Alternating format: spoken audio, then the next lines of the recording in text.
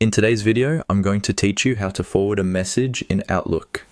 Forwarding an email can be a very useful feature when you want to share information with others without having to compose a new message from scratch.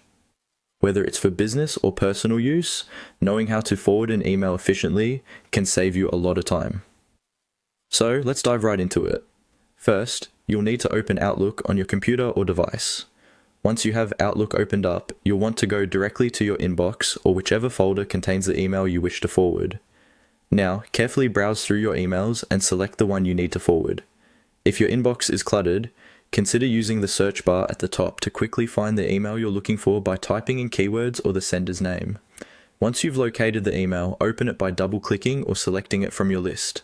This action will display the full content of the email, including any attachments or formatting that might be included.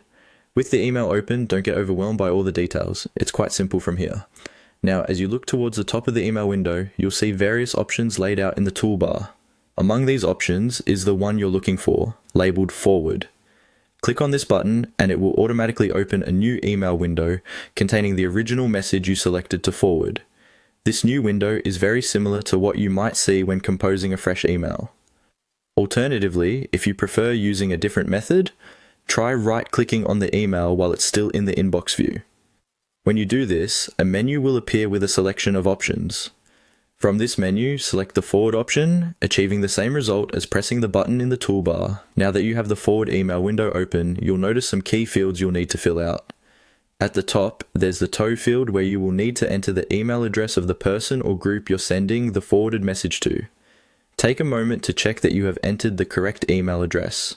If necessary, you can also edit the body of the email to add any notes, comments, or additional information. Just be careful not to alter any of the critical content from the original email unless it's necessary for clarity. Once you're satisfied with the details, look for the Send button, usually located at the top of the window. When you're ready, click Send and your forwarded email will be on its way to the recipient. That's it. So, there you have it.